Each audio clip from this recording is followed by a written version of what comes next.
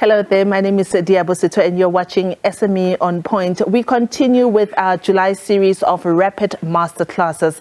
Last week we brought you a masterclass on designing and using a vision board, and I remember I did ask you to give us your views on what you think. We did get some couple of views on our Facebook page, and thank you for engaging us. Some of you liked the idea but preferred more of the digital format, and others were like, we really don't have time to be cutting out stuff from magazines and pasting them, but that engagement is all that we needed from our viewers, and thank you. Please keep them coming. So this week we turn attention to rapid masterclass on starting a successful dropshipping business. Dropshipping is an online retail business model where the retailer does not need to maintain inventory or stock of items that they're selling. It has become a hugely popular concept, but still somewhat misunderstood. BA Pusha is an expert dropshipper and quite popular on social media, and she takes us through the fundamentals of successful dropshipping and how it works, its advantages and its limitations. This is a rapid masterclass on dropshipping. Dropshipping is amazing because you don't need to have the product on hand, right? Let's say you have a supplier who has microphones or a laptop, right? You will have an online store that is gadgety, right? That's your gadget. Let's call it Gadget SA, right? And you're going to sell laptops. If you can find any supplier, right, and they do exist in South Africa, who sell laptops, you can even drop ship from Dell without them even knowing, even Apple without even them knowing. Because what happens is you're going to build your Apple site. Let's say you're selling Apple products, and you already know that there is a supplier or someone online who's already selling that, right? But they're selling it for 2,000 Rand. You can just add 500 Rand, right? Add 500 Rand on your website. So when a customer buys on your website, you keep the 500 Rand and then you pay the supplier 2,000 Rand, and they will send it straight to the customer as if it was you, right? So you can't really do it like that. I wouldn't advise you to do it like that, but it's as simple as that. So dropshipping is not having any inventory, no products whatsoever, but you can build an online site right there with basically with less than 300 Rand, because all you need is a domain and Shopify account, and then you can just drag and drop all the products to your website, and then you have a business that's running. Solar is doing very well. I would say, yeah, solar. Also, pet accessories is very funny, and kitchen accessories is also doing very well. And lastly, I don't know what it is about South Africans, but South Africans love looking good. So weaves and clothing, apparel. So do not build a site if you don't have the product that you're going to be selling and you've tested the product. Before you do your website, understand marketing. It's very important. How to run Facebook ads, Google ads, and TikTok ads. Those are very important. I'm not big on Facebook ads, but some people, we're different in business. Some people say Facebook ads is the one. I say TikTok ads is the best, right? So learn those three things. Take 6 months of learning how to run the business, how to market before you even do your site. So what people do, they do the opposite. They build a site, they don't have a product, they get billed, and then they're like, this thing doesn't work. But where did where are your systems? How is it automated? Because everything in dropshipping is automated. You find a winning product. How you find a winning product is very simple. Look around you, right? I want to take you to a place where I do my thing, because I'm a different dropshipper. I believe I look around you, I look around myself, and I look at what people are looking for. So if you sell something people are already looking for, you're about to win. But you can't just sell a random product, right? And remember, we're not in America, it's not States, right? So you have to understand, what Americans are looking for is not necessarily what South Africans are looking for. I'll go on my laptop and I say Brazilian hair, right? And then I'll find all these things. So I go Brazilian hair near me, right? And then they will give me a list of retailers, but I'll say wholesalers. From wholesalers, I will literally go to the wholesaler, speak to the manager, and say, okay, these prices, can you beat these prices on this side? that's how basically you have a connection with those type of people. But you have to put in the work, you know. I know it sounds nice to sit on your laptop at the beach and think of products. No, it doesn't work like that. Look at the surroundings. What are people looking for? You can go on TikTok, made me buy this. So what TikTok made me buy this is basically people who bought things that have a wow factor or have a problem solving product, PPP. It has to be a problem solving product or wow factor, right? So when you once get that, go to Amazon, see on Amazon how much it costs, then you come back to South Africa and find that product in South Africa by going into Google and basically typing in whatever product it is. Let's say it's a mic, right? Let's say it's a mic, wireless mic or whatever. It does wow things, it lights at night, and then you say you put in all the dimensions and everything else, the description, and it will tell you the closest. If it's not in South Africa, it's fine to go to Alibaba and find it on Alibaba.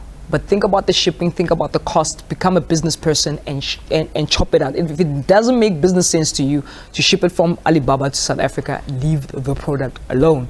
Find a product in South Africa, okay? And don't overthink the product. I'm gonna say this, don't overthink the product. I think a lot of people are like, oh, what am I gonna sell?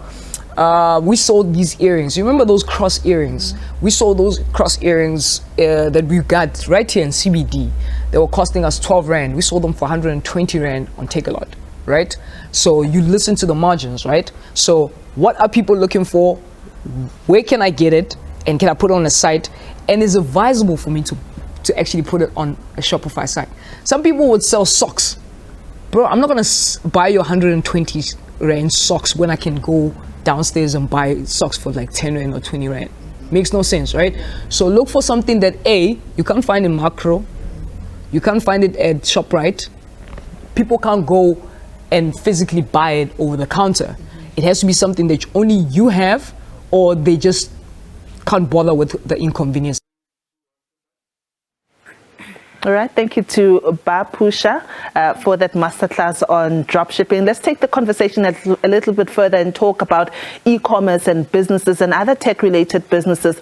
How easy is it in essence, considering some of the challenges that we find ourselves with as a country? These are infrastructure challenges and literacy challenges. Lebogang Mokomele is a producer and anchor for an SABC show called Network, and Lebo and her team, they understand the tech landscape a lot, and they speak to many businesses in this space, and we are going to be speaking to her just to find out, first of all, Lebo, how did we do with that masterclass? Do you think that we were able to display it and properly do it? Definitely, Diabs. That was very informative. I mean, it was very eye-catching. And the information there is plenty, and I learned a lot, actually. But Pusha is quite popular on social media, particularly on TikTok. I saw the reason I went and reached out to her is because I saw how many people say they've started to take dropshipping as a business properly. But when we look at the South African context, are we leveraging on it the way we could, given the fact that we are such a big country and there's such big unemployment and there's so many business ideas that we can start? Is it a viable business opportunity in South Africa? Diabs, that's a very valid question. I do believe it is a viable business, but I mean, like Pusha was saying, that it takes time. You know, it does take time and infrastructure. You have to have the right infrastructure, meaning the right internet connectivity, right? And also, again, on the matter of time, make time so that you make connections with suppliers, like you were saying. But I mean, the e-commerce landscape is pretty wide. Yeah. So people can definitely delve into a business like this one and be successful. Yeah, but there are also limitations in that I do know that there is a lady, I think her name is Tshegofatso. She did a thread on why she stopped drop shipping and talking about the amount of time that it needs, because she has a full-time job. She was doing it as a side hustle. Also looking at the infrastructure, data is very expensive. To have a proper functioning laptop could be an issue for someone else. Is this the kind of things that you guys deal with at Network, and how can one go around them? You know, there's when coming to online platforms, there are many challenges. Actually, funny enough, I was speaking to one of the guys that we will be featuring on the show. He has an online platform where he sells stock images, stock supply. Yeah. So, and he was talking about how getting a script, for instance, a script meaning a template for a website, Okay. right? Instead of starting your own from scratch and designing it. Just getting that is very difficult in our country. So we haven't really leveraged on things of the internet. And you know, the World Wide Web has so many opportunities. But as a country, I feel like we lack the education and we haven't really delved into the pool, the big ocean that is the internet and all the opportunities it has to offer. Let's go back to lacking the education. Why is it that we lack the education? Okay, one can say, look, other schools probably don't have infrastructure to be able to teach people that, but you know, people are already on social media. Why are we not getting the right information? Where is the disconnect? I think, you know, when it comes to, it comes back to the point of people are using social media. See, we have the internet, but then we use it for, I wouldn't say social media is wrong, but like we sort of direct it to things that don't really matter that much. Social media can definitely make you money, but there's more to it. And I think if we watched, like use that very internet to Google, for instance, maybe masterclasses on the different opportunities that the internet has, like things like your universities and your different qualifications that you can get, different business options that you can receive. I mean, there's so much that we can offer. So the education comes from us as well. We don't take the initiative to educate ourselves when it comes to the internet, because it is a platform that has all. I mean, it's literally virtual world. Everything. Exactly. Let's go back to dropshipping and tell maybe our viewers about some of the things that they need to be aware of as they begin a dropshipping business. What are some of the most common things that one should be aware of so that they're able to have a successful business? So when it comes to dropshipping, I know it becomes a bit costly because one, I think you have to have some financial muscle, right? I mean, as you could see, Pusha went and was actually sourcing the stuff himself, like all the stock that he wants to sell on his website. Yeah. Two, because you're a drop shipper, right, and you have a supplier, all the stuff will be delivered to you, right, to your doorstep, to your client, right, so that you can send to the client. So now, if in case of damaged goods, you are held liable. So you sort of have to have like some financial muscles to know that once the complaint comes, it comes directly to you and you need to fix it or buy another product. What about correct pricing? Because I know someone else can say, I'm buying a t-shirt from you, Lebo, and just as you are processing that and you're expecting the proceeds to come from you, and then the same client comes and says, sorry, I got it cheaper elsewhere, I'd like to cancel the order. How does one deal with that? You don't have much of a choice. I mean, the customer is always right at the end of the day. If a person says that I know I ordered this 1, 2, and 3, but cancel the order, because you want to establish yourself as a business and a serious one at that. Exactly. You will have to cancel the order, unfortunately. Just think of it as real life vendoring, and then now you're on a virtual platform, and that's it. Lebo Mokomele, thank you so much for joining us on SME on Point. We are going to be having a Facebook Live with Lebo on Sunday, where you'll be able to engage both of us. Our handle is at SME on Point. We are going to be talking all things tech-based SMEs, and you can ask questions directed. Lebo is a producer as well as an anchor here on the SABC News channel with a show called The Network. And thank you so much for joining us. Remember to support small businesses in your communities and make those cents and rands circulate in the communities. Until next week, goodbye.